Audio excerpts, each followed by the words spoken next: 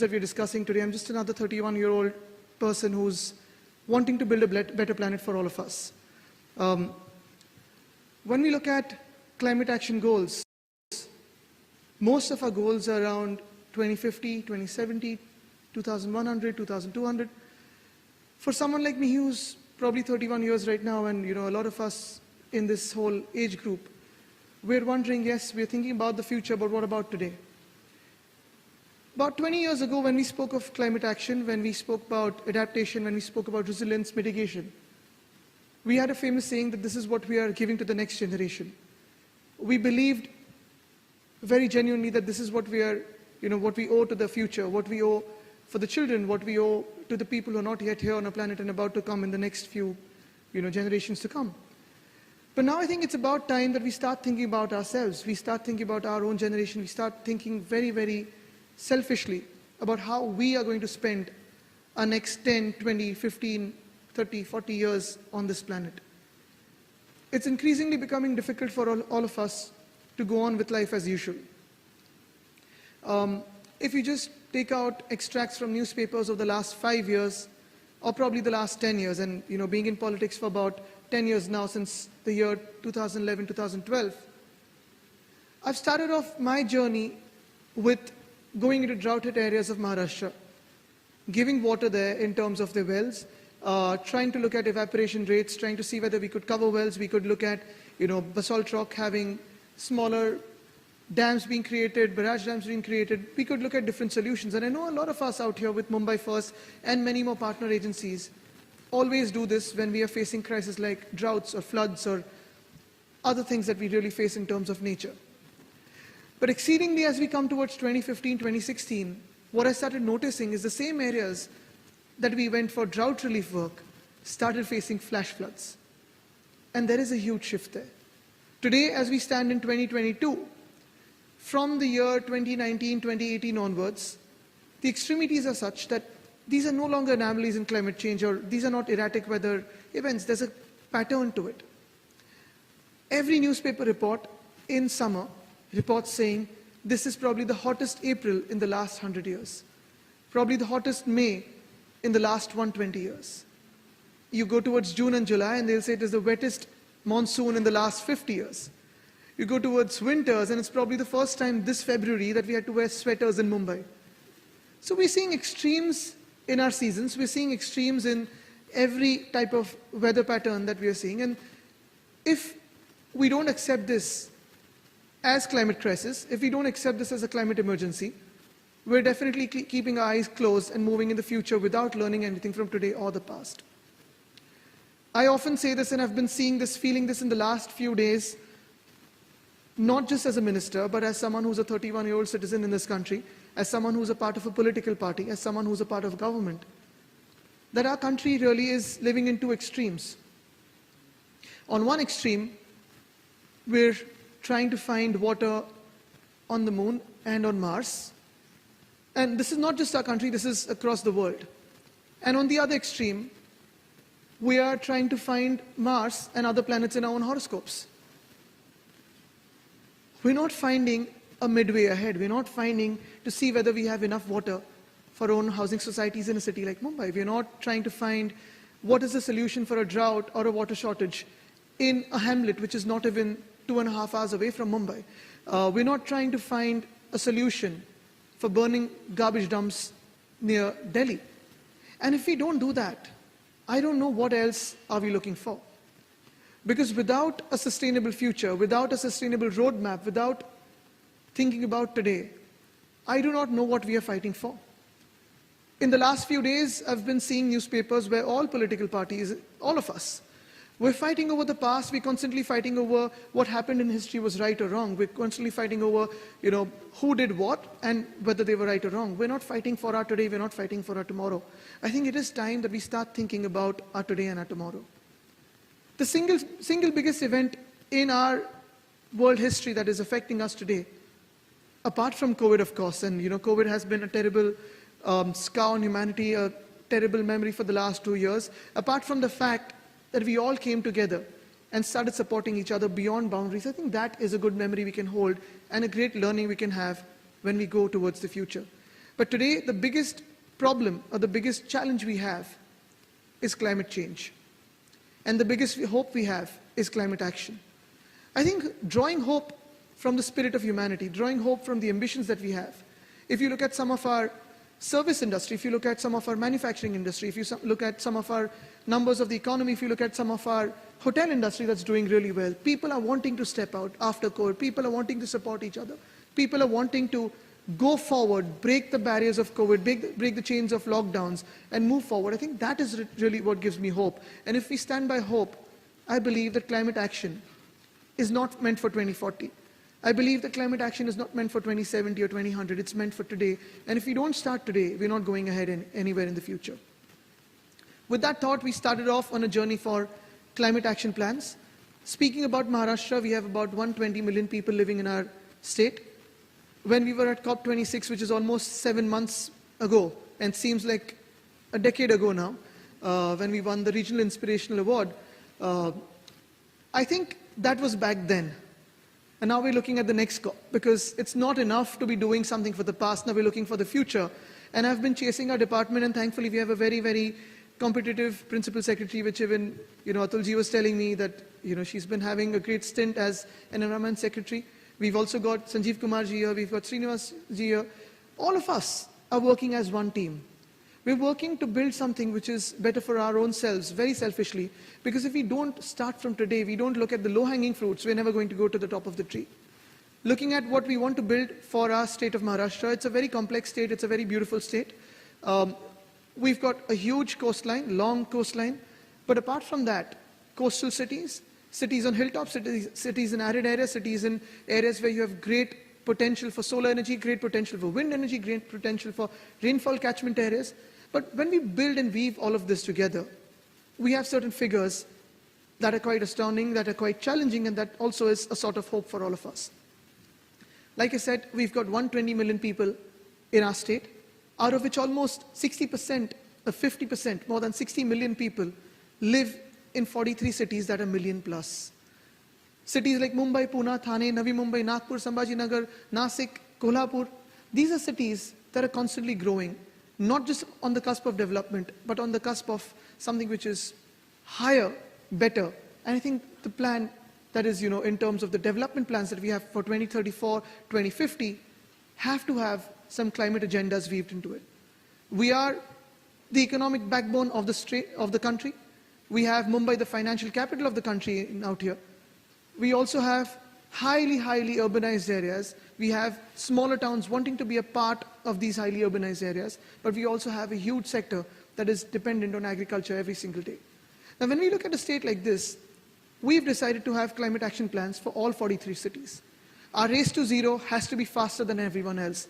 Our vulnerability, really, not just talking about a coastal city like Mumbai or Ratnagiri or Sindhudurg, our vulnerability for every city and every district, every taluka in Maharashtra is really high.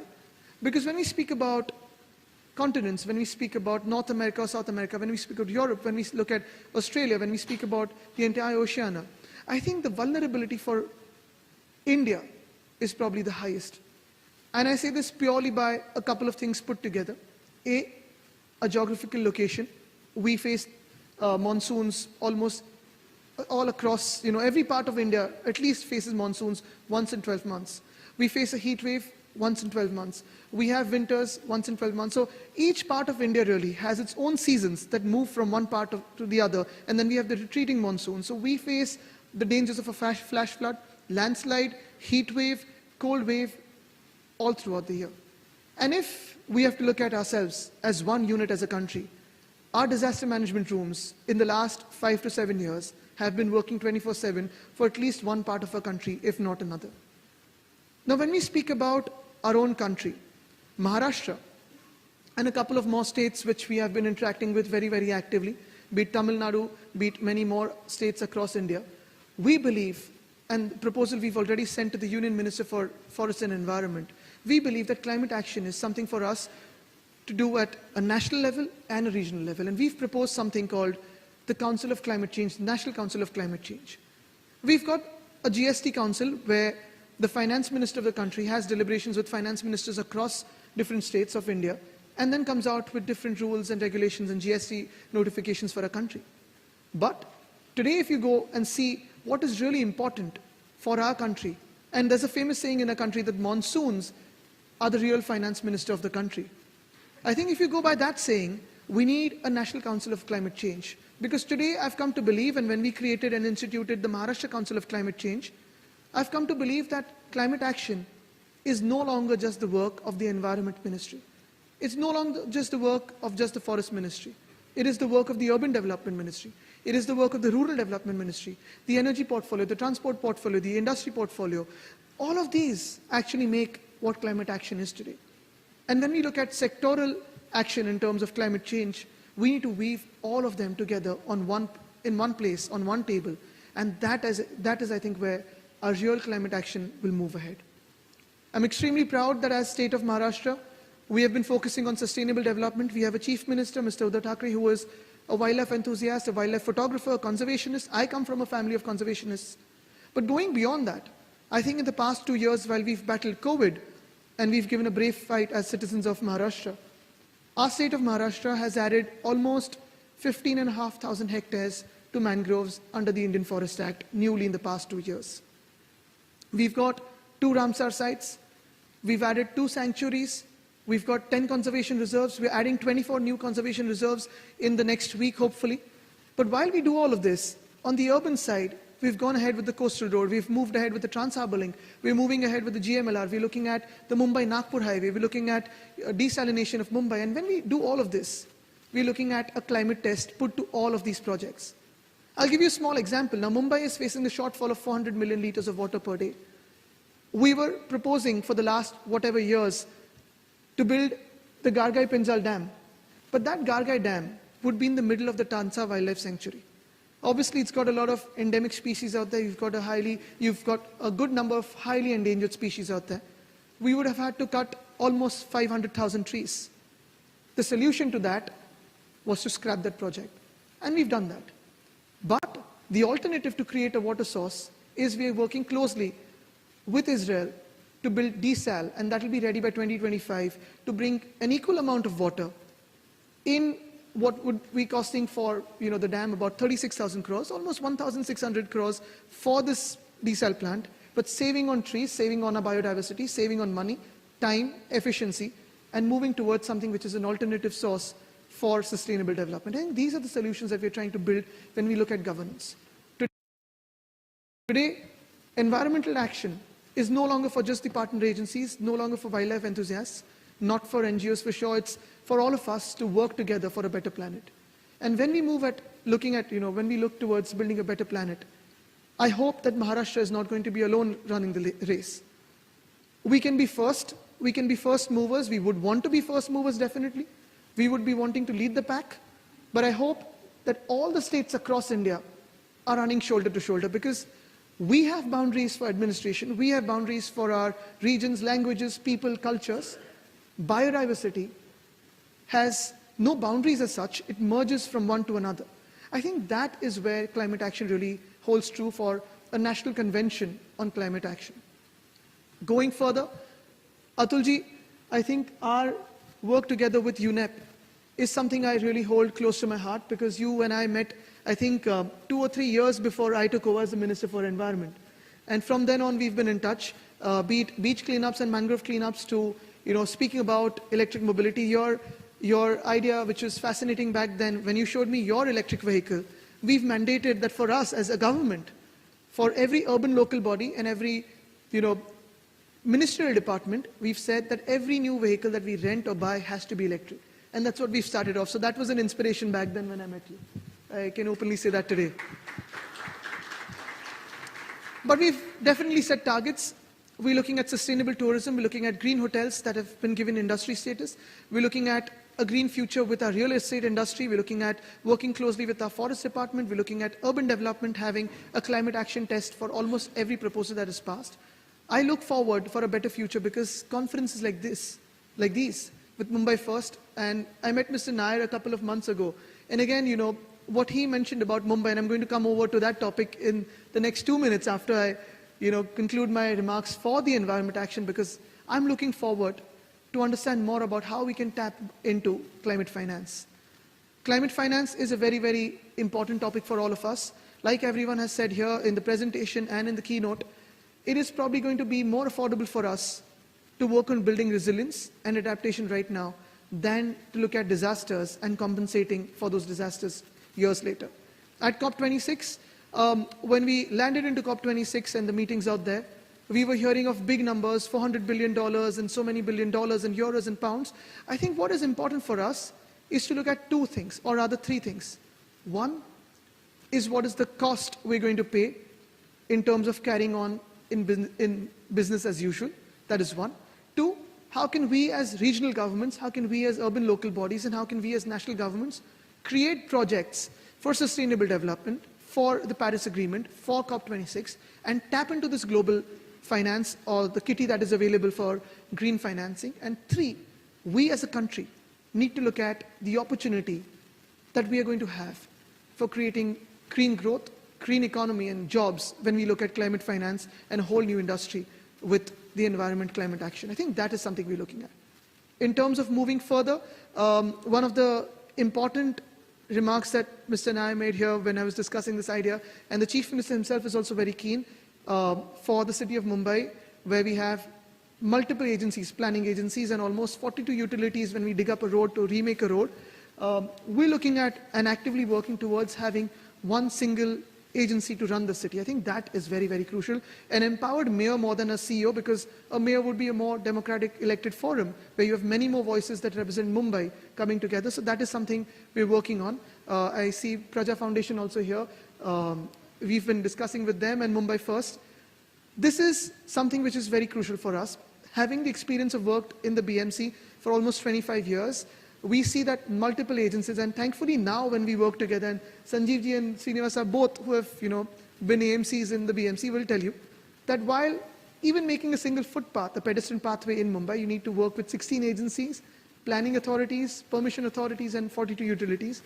We're looking at a single agency very soon. That good news we can deliver very, very soon to you. But I think this is just the beginning of a beautiful partnership. Our partner agencies, people who are interested in climate action, thank you for coming here today. This is the beginning of a very long road, an uphill climb, but I guess with all of us powering that climb towards a better future, it's going to be a little more easier than what we think. Let's not be disillusioned by saying it's going to be easy, it's going to be tough. It's going to be a habit change for all of us, but we need to make it if we've got to survive on this planet. Thank you.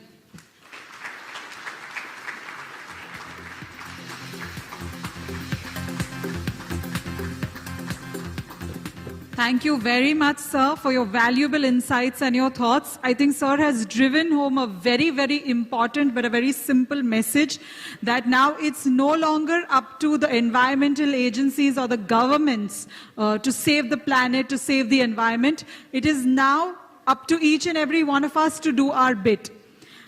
Having said that, ladies and gentlemen, for the vote of thanks, I request Mr. Roger C. Pereira, Vice Chairman, Mumbai First, to